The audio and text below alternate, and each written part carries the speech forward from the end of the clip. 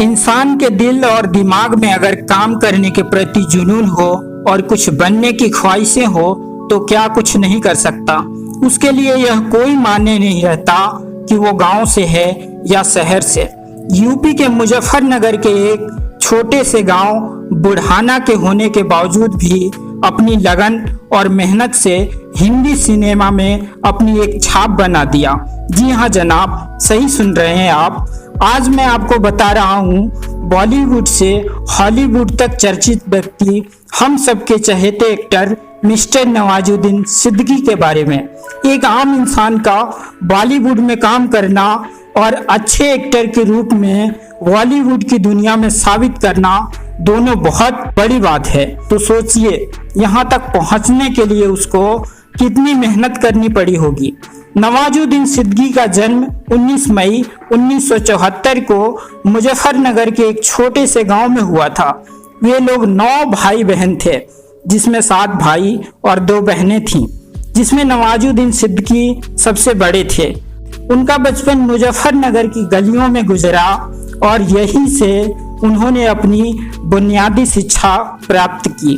आगे की पढ़ाई के लिए वे हरिद्वार चले गए। नवाजुद्दीन सिद्दीकी ने गुरुकुल कागरी विश्वविद्यालय से बैचलर ऑफ साइंस से केमिस्ट्री की डिग्री प्राप्त की। अपनी स्टडी पूरी करने के बाद वे छोटी मोटी नौकरी करने लगे, लेकिन नौकरी में मन न लगने की वजह से वे कुछ ही समय में दिल्ली आ गए।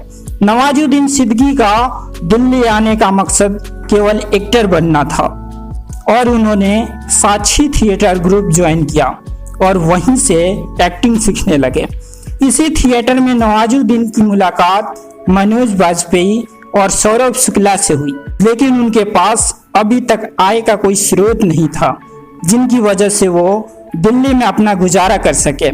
इसलिए संघर्ष के दिनों में वे दिल्ली में टायर बनाती एक फैक्ट्री में सिक्योरिटी गार्ड की जॉब करने लगे और शाम को फिर साक्षी थिएटर में एक्टिंग सीखने आते थे।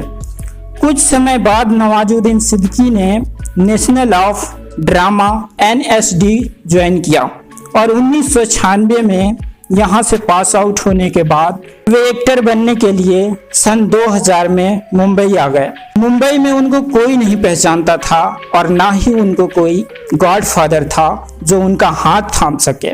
मुंबई की माया नगरी में काफ़ी ठोकर खाने के बाद नवाजुद्दीन सिद्दीकी को एहसास हो गया था कि यह सफ़र इतना आसान नहीं जितना वो सोचा करते थे। लेकिन यह सपना कैसे पूरा होगा वो उनको भी पता नहीं था। उन्होंने इसके लिए हार नहीं मानी और जहाँ भी फिल्म के लिए इंटरव्यू होते थे वहाँ नवाजुद्दीन सिद्दीकी चले जाते थे, लेकिन हर बार उन्हें रिजेक्ट कर दिया जाता था। नवाजुद्दीन सिद्दीकी बार बार फेलियर से थक चुके थे और वह अब गांव भी नहीं जा सकते, क्योंकि वापस गांव चले जाते तो गांव वालों का ताना सुनना पड़ता।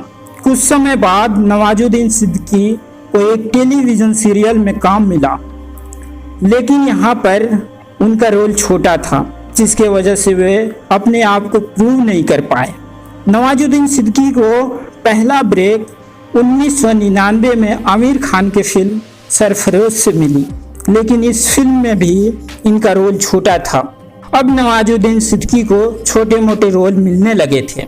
उन्होंने खुद पर यकीन था कि आज नहीं तो कल या परसों एक दिन बॉलीवुड का सुपरस्टार जरूर बनेंगे। कहते हैं ना, कोशिश करने वालों की कभी हार नहीं होती। अगर आप भी कोशिश करोगे तो आपको भी सफलता जरूर मिलेगी। सन 2010 में नवाजुद्दीन सिद्दीकी के लिए एक बेस्ट टर्निंग पॉइंट रहा। उन्होंने 2010 में पॉपुलर लाइव फिल्म के लिए पत्रकार की रोल में सिलेक्ट किए गए, जो उनके लिए बहुत बड़ी बात थी, क्योंकि अब लोग उनको पहचानने लगे थे। उसके बाद gang of Wasseypur part 1 film में असली पहचान मिली, जो 2012 में रिलीज हुई एक ड्रामा फिल्म थी। उस फिल्म में उनकी एक्टिंग को काफ़ी लोग पसंद किए। उसके बाद उन्होंने काफ़ी फिल्में की, जैसे द लंच बॉक्स 2013 में, बदलापुर 2015 में, बजरंगी भाईजान 2015 में, फिरकी अली 2016 में, रामन राघव 2.0 2016 में और रईस 2017 में। आज बॉलीवुड से लेकर हॉलीवुड तक उनके काम की प्रशंसा की जाती है।